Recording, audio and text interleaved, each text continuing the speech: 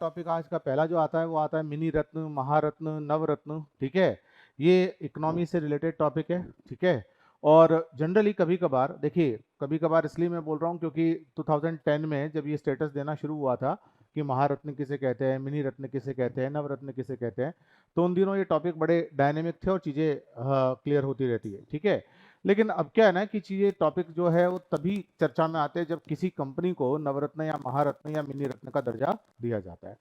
तो now let us सी कि topic number 1 हमारा क्या कहता है। और जहां जहां मैं आपको कहूं, इसलिए कॉपी पेन लेकर बैठना। ठीक है, जो ऑनलाइन स्टूडेंट्स है, अगर वो कॉपी पेन लेकर नहीं बैठे हैं तो कॉपी पेन ले ले, इनसे आपका संपर्क नहीं टूटना चाहिए। समझ में आया कि नहीं आया? संपर्कों की बड़ी वैल्यू है, क्यों मिश्रा जी? कॉन्टैक्ट्स। ठीक है, तो कॉपी पेन सबके पास में है, और अगर नहीं हो तो उसको पहले एक बार अरेंज कर लो, क्योंकि थोड़ा सा इसको मैं लिखवाऊंगा भी कि ये चीज़ क्या है। देखिए, जो हमारे सामने खबर है वो क्या है, solar energy corporation of India limited. ठीक है, क्या नाम है इसका? Solar energy corporation of India limited, SECL को मिनी रत्न कैटेगरी 1 का दर्जा दिया गया है, और ये एक पब्लिक सेक्टर एंटरप्राइजेज है। दो चीज़ें हैं जो आपको बिल्कुल स्पष्ट होगी पहले से ही। एक तो सोलर एनर्जी है, तो इतना तो क्लियर हो ही रहा होगा कि कंपनी जो है वो सोलर एनर्जी या नवीनीकरण ऊर्जा से संबंधित है। एक बात तो ये, तो एक क्वेश्चन जो हमें पढ़ना किस तरह से है, क्वेश्चन कैसे आता है। ठीक है, हमें वो सारी जानकारियाँ चाहिए, हम और पेन कॉपी लेके ही पढ़ते हैं। अच्छा अच्छा करते हैं रेनू, आप ये आदत बरकरार रखें आप जब तक आप सेलेक्ट ना हो जाए। ठीक है, तो सबसे पहले हमें ये देखना है कि क्वेश्चन किस तरह से इसका बनेगा। तो पहला क्वेश्चन तो यही बन सकता है कि जो कंपनी है जिसको नवरत्न मिनी रत्न कैटेगरी 1 का दर्जा दिया गया है, वो किस से रिलेटेड है? तो वो किस से रिलेटेड है जी? सोलर एनर्जी से, नवीनीकरण ऊर्जा से। ठीक है, ऐसी ऊर्जा। अब नवीनीकरण ऊर्जा क्या होती है आप सब जानते हैं, ऐसी ऊर्जा जो जो लगातार बनती रहती, जो क्षय नहीं होती, इसको अक्षय ऊर्जा भी बोलते हैं। कैसे? क्योंकि देखिए, जब आप बायोमास को जलाते हैं, बायोमास को मतलब लकड़ी को जलाते हैं या किसी और चीज को जलाते हैं, तो वो उसके संसाधन है लिमिटेड, सोर्सेस है लिमिटेड, रिसोर्सेज है लिमिटेड, और जब वो जलाए जाएंगे तो वो क्या होता जाएगा? क्षय होता जाएगा, समाप्त होता जाएगा। तो उसके भंडार है लिमिटेड। तो लिमिटेड भंडार होने के कारण अगर उस ऊर्जा पर हमारी डिपेंडेंसी रहती है तो ये डेफिनेटली एक खराब बात है। दूसरी बात, उससे पोल्यूशन ज़्यादा होता है। ये सारी चर्चाएं हमने अलग अलग टॉपिक्स में की है। तो ये सोलर एनर्जी से रिलेटेड चीज़ है। और दूसरा एक है central public sector enterprises. Central public sector enterprises का मतलब क्या होता है? सेंट्रल का मतलब केंद्रीय, और पब्लिक सेक्टर का मतलब होता है सरकारी। ठीक है, तो ये वो कंपनी है जो कि सरकारी है, और किस सरकार की है? केंद्र सरकार की। ठीक है, ये कौन सी सरकार की कंपनी है जी? केंद्र सरकार की कंपनी है। तो एक सेंट्रल पब्लिक सेक्टर एंटरप्राइजेज है जिसका नाम क्या है? SECL, और इसको दर्जा किसका दिया गया है? मिनी रत्न कैटेगरी 1। तो अब हमें दो तीन चीजें देखनी है। सबसे पहले SECL के बारे में देखते हैं कि SECL जो है वो क्या है। ठीक है, SECL के बारे में अगर आपके पास स्टेटमेंट वाइज क्वेश्चन आ जाए तो स्टेब्लिश कब हुआ? 2011 में। भारत की अंतर्राष्ट्रीय प्रतिबद्धताओं को पूरा करना। अंतर्राष्ट्रीय प्रतिबद्धताएं किस क्षेत्र में? सोलर एनर्जी के क्षेत्र में, नवीनीकरण ऊर्जा के क्षेत्र में। और आप सब जानते हो विभिन्न प्रकार के ऐसे एग्रीमेंट्स हैं जिनका भारत सदस्य है। किससे रिलेटेड एग्रीमेंट्स है? ये सोलर एनर्जी से रिलेटेड है, पोल्यूशन घटाने से रिलेटेड है। ठीक है, ग्लोबल वार्मिंग को कम करने से रिलेटेड है, कार्बन एमिशन को घटाने से रिलेटेड है। तो ये सारी चीजें जो कि अंतर्राष्ट्रीय प्रतिबद्धताएं जो भारत की है उसको कम करने से संबंधित जितने भी भारत की प्रतिबद्धताएं हैं उनको देखने का काम, उनको एड्रेस करने का काम कौन सी कंपनी कर रही? SECL।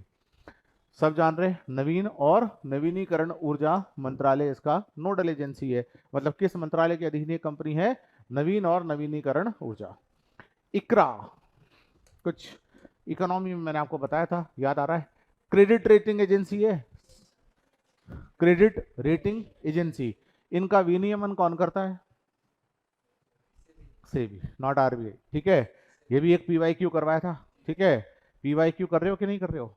100 टाइम्स प्रीलिम्स के, और कम से कम 25 से 50 बार मेंस के। उसके बाद आपके पास टाइम बच जाए तो दूसरे भी कर लेना। ठीक है, प्रीलिम्स के क्वेश्चन पूरी तैयारी में 100 बार रिवाइज होने चाहिए PYQ। इसकी रेटिंग क्या है? ए, यानी कि एक हाई रेटिंग इसकी है। ठीक है, इसकी रेटिंग क्या है? इसकी रेटिंग का मतलब क्या है?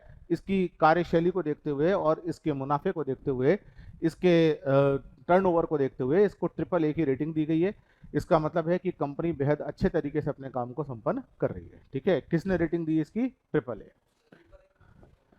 का मतलब क्या होता है? ये रेटिंग देने का एक तरीका है। जैसे कि आप अपने एग्जाम के अंदर ग्रेड लेते हो ना, हाँ हाँ ग्रेड।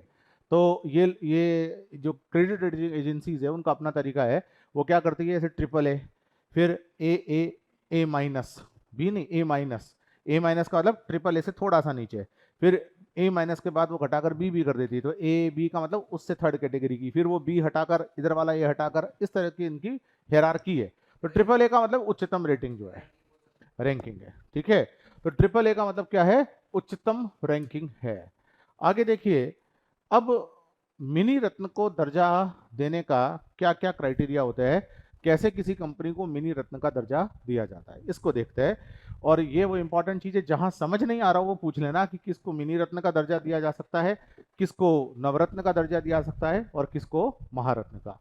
मिनी रत्न का दर्जा देने की योजना 1997 में शुरू हुई। ठीक है, मिनी रत्न का दर्जा देने का योजना कंपनी को 1997 में शुरू हुई। और किस कंपनी को मिनी रत्न का दर्जा दिया जा सकता है? जिसने पिछले 3 वर्षों में लगातार लाभ कमाया हो। पिछले 3 वर्षों में लाभ कमाया हो, जो पूर्व कर लाभ हो, मतलब टैक्स चुकाने से पहले। समझ गए? मान लो कोई कंपनी टैक्स चुकाने के बाद में नो प्रॉफिट नो लॉस में आ जाती है, तो भी इसको कंसिडर में किया जा सकता है। टैक्स चुकाने से पहले, यानी कि उसका बुक प्रॉफिट पॉजिटिव हो। बुक प्रॉफिट का मतलब कितना हुआ? 100 करोड़ रेवेन्यू आया, 90 करोड़ एक्सपेंडिचर हुआ, तो अब 10 करोड़ जो है वो उसका प्रॉफिट है। कर पूर्व लाभ, कर पूर्व लाभ कितना होना चाहिए? पॉजिटिव होना चाहिए। और इन 3 वर्षों में से किसी एक वर्ष में उसका लाभ 30 करोड़ रुपए या उससे अधिक हो। हाँ हाँ, ठीक है, इन 3 वर्षों में से किसी एक वर्ष में उसका लाभ 30 करोड़ रुपए या उससे अधिक हो। मतलब 3 वर्षों में लाभ होना चाहिए, है ना, लगातार 3 वर्षों में, और इन तीनों में से किसी एक वर्ष में कम से कम 30 करोड़ रुपए या उससे अधिक का लाभ हो। सब में हो तो अच्छी बात है। ठीक है, तो इसको बोलते हैं, ये अगर क्राइटेरिया कोई पूरा कर देता है तो उसको मिनी रत्न 1 का दर्जा दिया जा सकता है। मिनी रत्न की 2 कैटेगरी है, 1 और 2। तो 1 का दर्जा किसको दिया जा सकता है? 3 वर्षों तक लगातार लाभ कमाया हो, पिछले 3 वर्षों तक, और कोई एक वर्ष में लाभ 30 करोड़ या उससे अधिक हो, मिनिमम कोई एक वर्ष में। और मिनी रत्न का 2, मिनी रत्न 2, ये दर्जा किसको मिलेगा?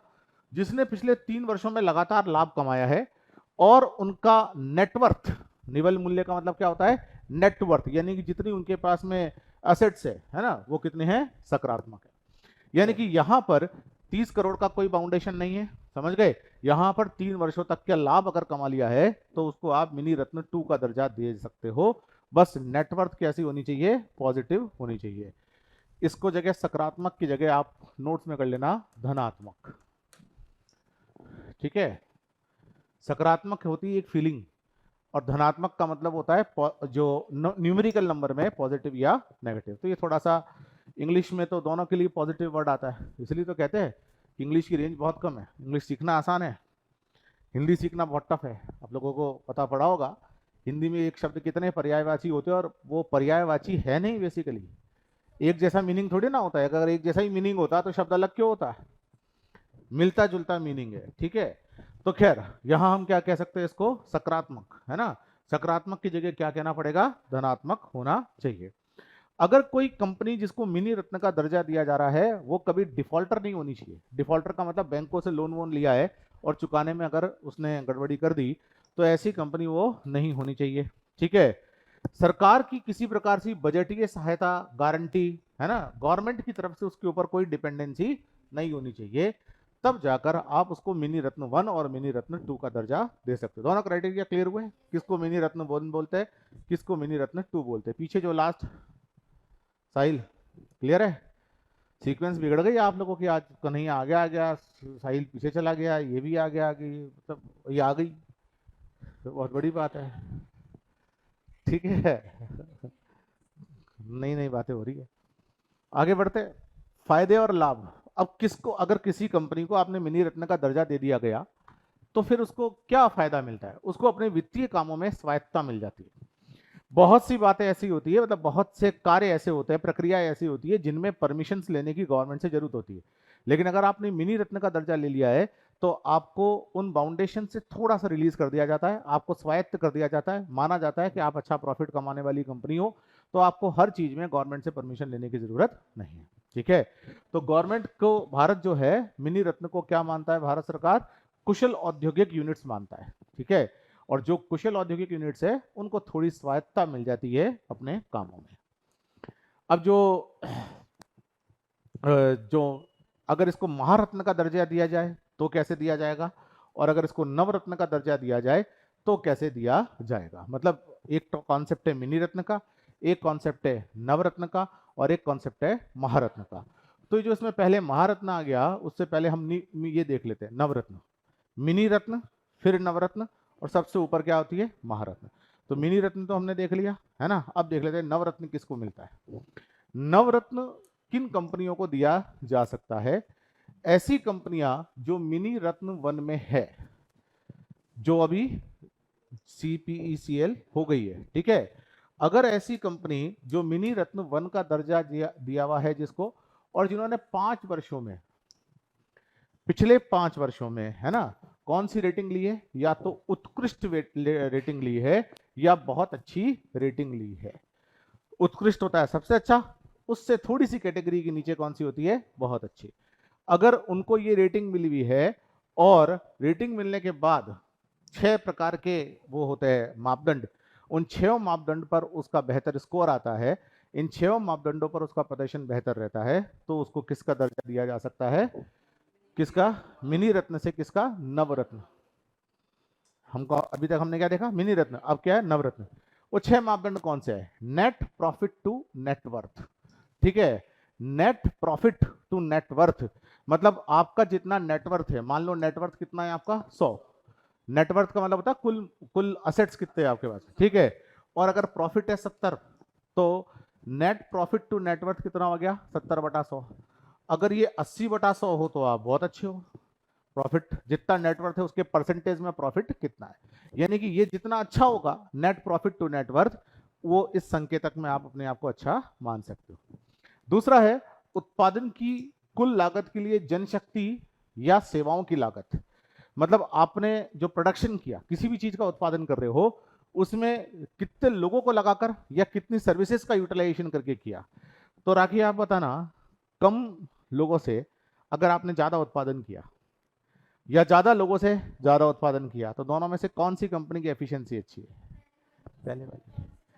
एफिशिएंसी का मतलब क्या होता है कि अगर आपने कम सेवाओं से या कम जनशक्ति से अच्छा उत्पादन कर रखा हो।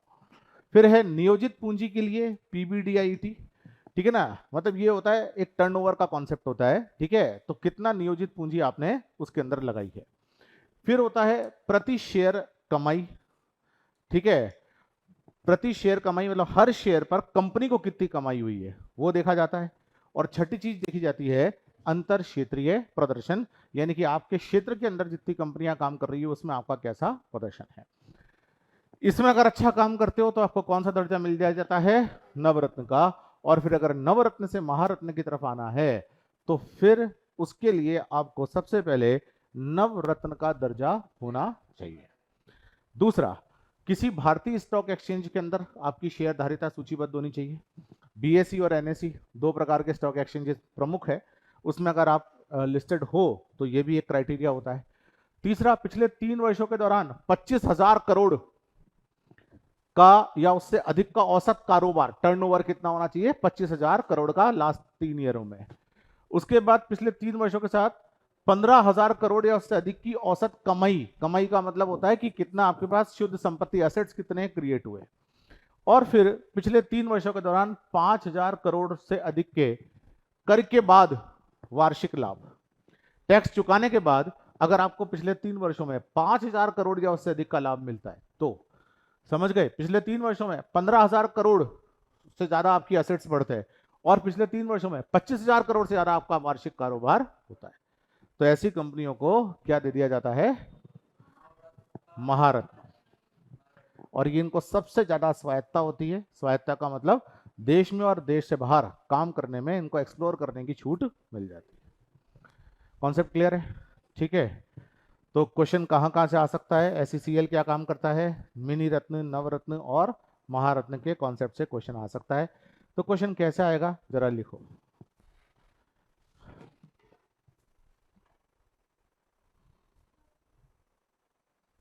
देखिए क्वेश्चन, निम्नलिखित कथनों पर विचार कीजिए।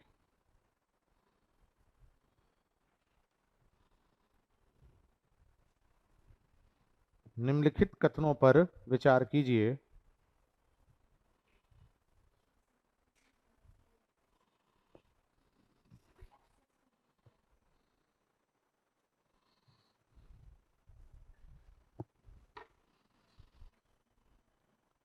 किसी कंपनी को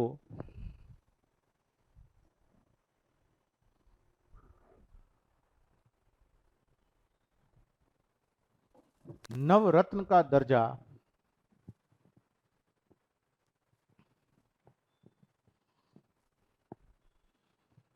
प्रदान किए जाने के लिए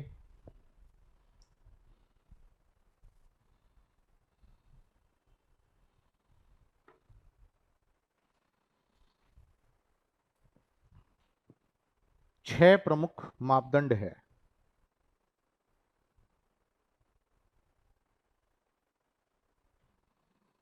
छह प्रमुख मापदंड है। स्टेटमेंट नंबर 2, उत्पादन की कुल लागत के सापेक्ष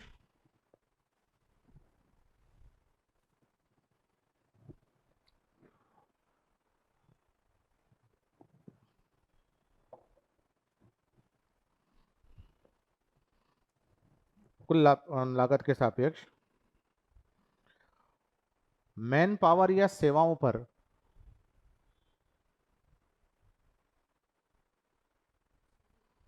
मैन पावर या सेवाओं पर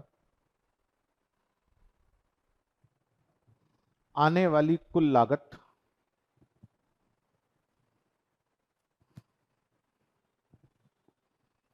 इसका एक मापदंड है। आने वाली कुल लागत इसका एक मापदंड है।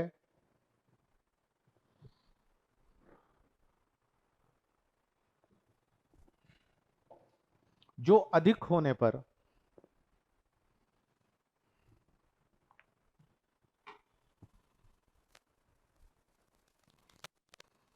कंपनी का नवरत्न का दर्जा आसानी से हासिल हो जाता है। कंपनी को, जो अधिक होने पर कंपनी को नवरत्न का दर्जा आसानी से हासिल हो जाता है।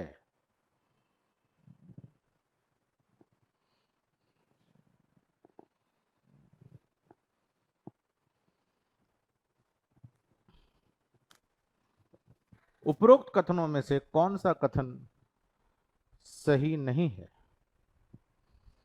उपरोक्त कथनों में से कौन सा कथन सही नहीं है?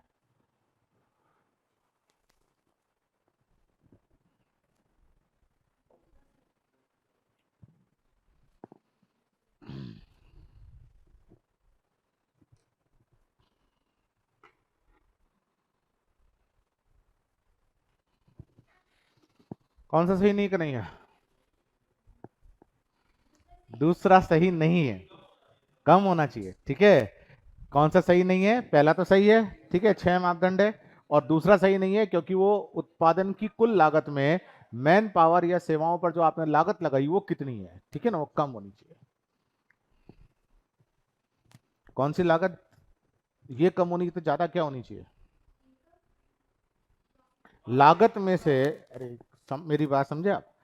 सेकंड स्टेटमेंट का, सेकंड मापदंड का अर्थ समझना। मेरी लागत आ रही है 100 रुपए, मैंने लोगों को पैसे दिए 20 रुपए और कच्चा माल खरीदा 80 रुपए में, तो मेरी दो तरह की लागतें होगी ना। एक जो मैंने मैन पावर के लिए खर्च की है और एक मैंने सेवाओं पर खर्च करी है और मैंने एक वस्तु खरीदने पे की है। तो अगर आप वस्तु खरीदने की लागत ज़्यादा रखते हो तब तो कोई दिक्कत नहीं है, लेकिन अगर आप मैन पावर या सेवाओं पर ज़्यादा पैसा खर्च करते हो और प्रोडक्शन सेम रखते हो, तो यानी कि आपकी लागत जो है वो इनएफिशिएंसी से आ रही है। क्योंकि मैन पावर पर अगर ज़्यादा पैसा खर्च हो रहा है तो इसका मतलब क्या होता है, आप तकनीक रूप से उचित नहीं हो ना, तकनीकी रूप से अच्छे नहीं हो, ये रीज़न है। समझ गए? तो ये सेकंड वाला गलत है, पहला वाला सही है। टॉपिक इज क्लियर और नॉट?